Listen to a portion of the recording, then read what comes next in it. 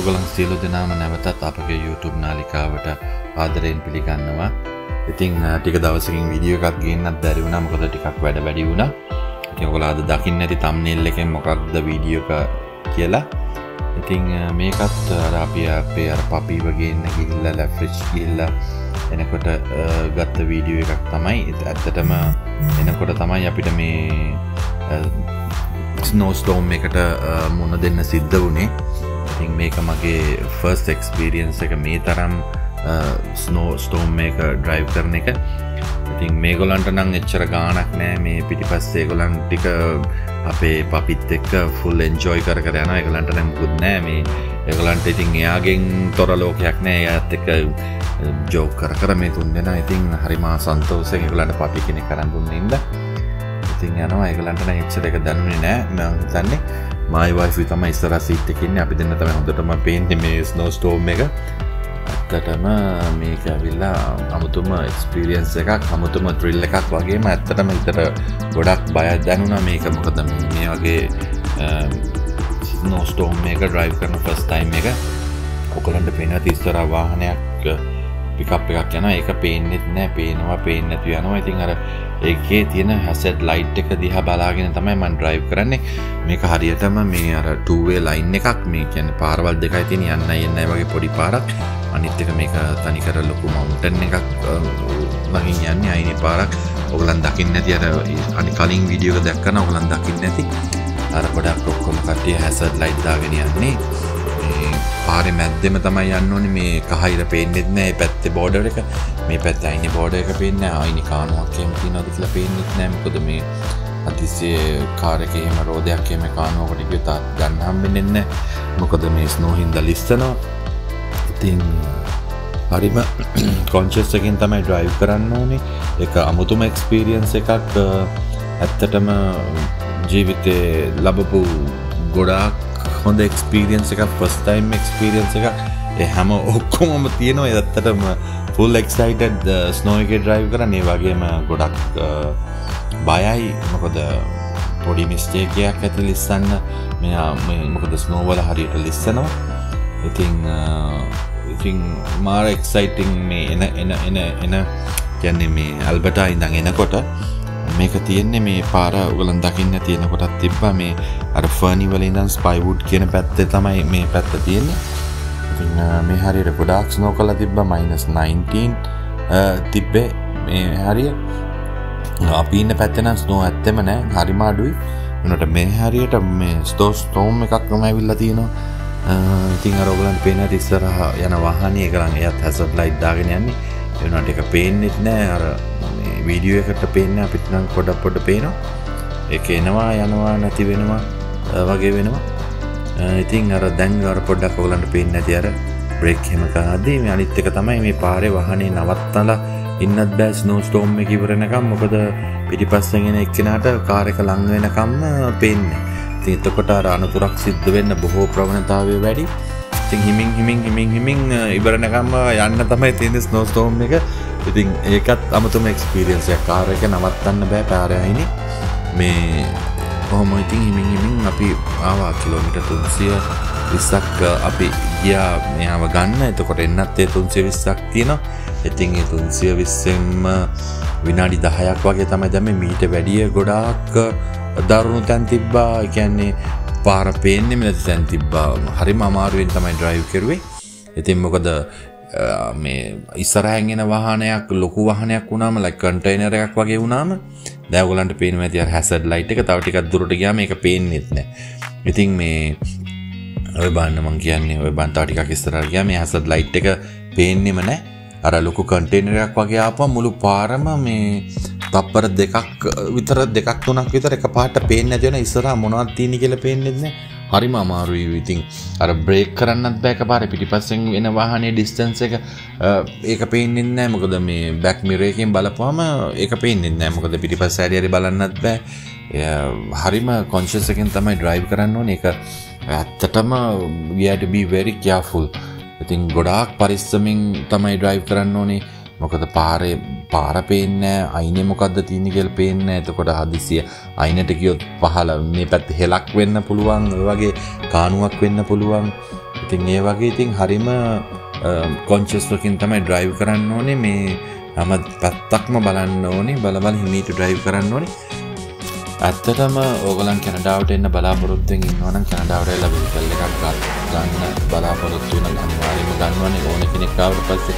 ඉතින් ආවට පස්සේ ඕගලන් මේ හැම දෙයක්ම බලන්න ඕනේ මේ වින්ටර් එකට කාර් එක මුළුන්ද කාර් එක රත් වෙනවද එතකොට මේ ඒව ඔක්කොම බලලා තමයි ගන්න ඕනේ වාහනේ. නැත්තම් හරිම අමාරුවකට හරිම මොකද කාර් එක ඇතුලේ මේ හීටර්ස් වැඩ කරන්නේ නැත්තම් අර අපි ලංකාවේ ඉන්නකොට අර AC බලනවා වගේ මේ අනිවාර්යයෙන්ම හීට් එක තියෙනවා නැත්තම් අනිම අමාරුයි ඩ්‍රයිව් කරන්න වින්ටර් එකේ. මේ හරිම අමාරුයි. කියන්නේ උදේට කාර් එක දාලා විනාඩි 15ක් විතර දාලා තියන්න ඕනේ කාර් එක හීට් වෙන්න. ග්ලාස් වල ස්නෝ සූරන්න ඕනේ. ඒ වගේ ගොඩාක් දේවල් තියෙන ඒ ඔක්කොම බලලා ගන්න ඕනේ. හීටර්ස් වැඩ කරනවද? වින්ඩෝස් වල හීටර්ස් වැඩ කරනවද? අර වින්ඩෝ එකට හුලං එනවද? අර මේක හිමාලය වගේ තියෙන එක අර අපි නොරෙලින් බණ්ඩාර වල යනකොට අර ගඳින්නේ අර ඉස්සර හිමාලයක් වගේ ඒක නැති වෙන්න අර ග්ලාස් එකට යා එක එනවද?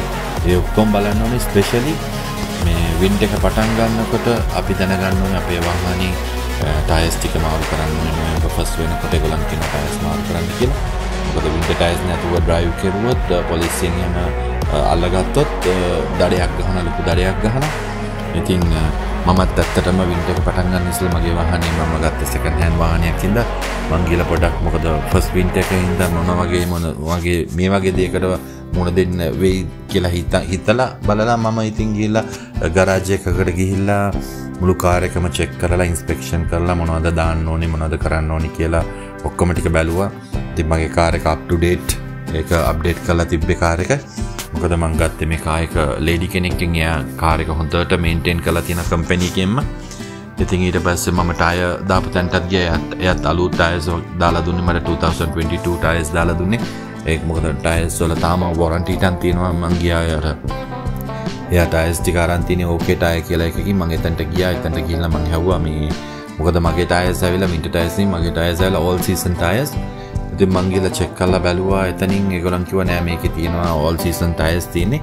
මේකේ මොකද ටයර් එකේ snow flakes තියෙනවා. ඒකින්ද ප්‍රශ්නයක් නෑ. මේක 35% above මොකද්ද එකක් කියලා කිව්වා. ඉතින් ඊට පස්සේ ඒගොල්ලන් කිව්වා මේ ප්‍රශ්නයක් නෑ මේක ඩ්‍රයිව් කරන්න පුළුවන් වුණාට කියලා. ඊට මං පොලිසියෙන් ෆයින් නෑ කිසි don't worry. ඔයගොල්ලන්ට අමතර මේකට ටයර් දාන්න ඕනේ. මේක අපෙන් ගත්ත ටයර්ස් මේ ඔක්කොම හොඳයි. මේක වින්ටර් එකට පාවිච්චි කරන්න පුළුවන් කියලා කිව්වා. ඉතින් මං ඉතින් ඒගොල්ලන්ගේ උපදෙස් පිළි අරගෙන ඉතින් ඒ විදිහට කරුවා. ඇත්තටම මේ ටයර්ස් ටික හොඳයි වින්ටර් එකට ගැලපෙනවා. මොකද මට පොඩි කියන්නේ බ්ලැක් අයිස් කියලා දෙයක් තියෙනවා. ඔයගොල්ලන්ට මං කිව්වා කලින් වීඩියෝ එකෙත් මගේ වීඩියෝස් වල ගොඩක් මං කතා කරලා තියෙනවා බ්ලැක් අයිස් ගැන.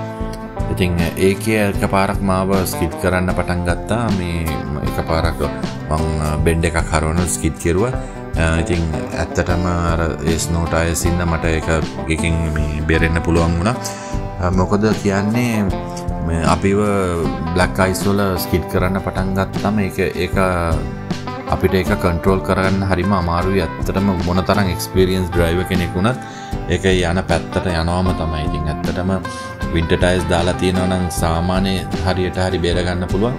අපි අර සමර් ටයර්ස් වල එහෙම දාලා වින්ටර් එකේ ඩ්‍රයිව් කරනවා අනිවාර්යයෙන්ම කියලා ඇක්සිඩන්ට් එකක් වෙන එක. මොකද මේ කැනඩා වල ඒගොල්ලන් බලනවා මේ අපේ ජීවිතයි අනිත් කට්ටියගේ ජීවිතය අපිට කරදරයක් නොවී අනිත් කට්ටියට කරදරයක් නොවී අපි පාඩුවේ ඩ්‍රයිව් කරන්න පුළුවන් නම් අපි rules and regulation වලට ඔබේ වෙනවා නම් කියන්නේ ඒවා පිළිපදිනවා නම් ඇත්තටම කිසි කරදරයක් නැතුව මෙයා ඉන්න පුළුවන්. ඉතින් ඔන්න මම ඉතින් ස්ටෝම් එක ජය අරන් එළියට ආවා. මේ හරියනම් දැන් ගොඩාක් අඩුයි ස්නෝ ස්ටෝම් එක.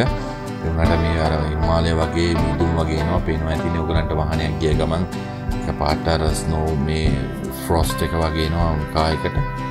ඉතින් ඇත්තටම අපි නීති රීති වලට ගරු කරලා ඒවා පිළිපැදලා ඒ විදියට උනම අපිටත් කිසි කරදරයක් නැහැ අනුන්ටත් කිසි කරදරයක් නැහැ. ඇත්තටම හොඳයි.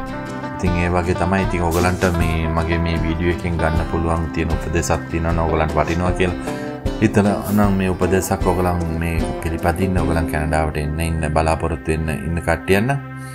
ඉතින් මම කියන්නේ ආපු ගමන් වාහනයක් ගදී මේ හැම දෙයක්ම චෙක් කරලා බලලා ගන්න.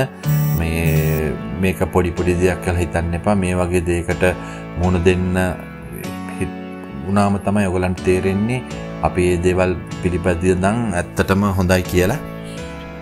ඉතින් අද වීඩියෝ එකත් ඉවර වෙන්න යන්නේ. මම ඔයගලන්ට තව ලස්සන වීඩියෝ ටිකක් අරන් එන්නම් ඉදිරියට. මේ දැන් ඉතින් මේ කැනඩාවල මේ ස්ප්‍රින් එක තමයි එන්න යන්නේ. ඉතින් ඊට පස්සේ සමයකත් හරිම ලස්සනයි. ඊට පස්සේ ෆෝල් එක, ඊට පස්සේ ආපහු වින්ටර් එක. ඉතින් ගොඩක් වීඩියෝස් ඔයගලන්ට ගේන්නම් පුළුවන් වෙලාවට. ඇත්තටම වැඩ ටිකක් වැඩි මේ දවස්වල. ඉතින් අදත් ඔයගලන්ට මම කියන්නේ මගේ වීඩියෝ එකට කැමති නම් ඔයගලන් වීඩියෝ එක ලයික් කරන්න, වීඩියෝ එක අපේ channel එක subscribe කරන්න, bell icon එකත් click කරලා තියාගන්න. එතකොට වීඩියෝ එකක් දාපුවම ඔයගලන්ට notification එකක් එයි. ඉතින් ඇත්තටම ඔයගලන්ට අපේ channel එකෙන් අපි අරන් ඉන්නේ ඇත්තටම අපි කැනඩා වලට ඇවිල්ලා අපිට මුහුණ දෙන්න සිදු වුණ සිදුවීම් තමයි අපේ lifestyle එක අපි කොහොමද මේ රටට adapt උනේ. ඉතින් මොකද අපි කැනඩා වලට ඇවිල්ලා තාම මාස 9ක් වෙන්නේ, අවුරුද්දක්වත් complete නැහැ. අපි මේ වලට මොන දුන්නේ කොහොමද, මේවා ජයගත්තේ කොහොමද? ඉතින් ඔයගලන් අලුතෙන් මොන රටකට ගියත් ඔයගලන් ඒ රටට adapt වෙන්න ඕනේ. රටේ තියෙන දේශගුණයට, රටේ තියෙන නීති වලට, එතකොට සංස්කෘතියට, ඒ හැම දෙයකටම adapt වෙන්න ඕනේ. කැනඩා කියන රට හරිම හොඳ රටක්. ඇත්තටම හොඳයි. ඉන්න මිනිස්සුත් හරිම හොඳයි. කිසිම කරදරයක් නැහැ.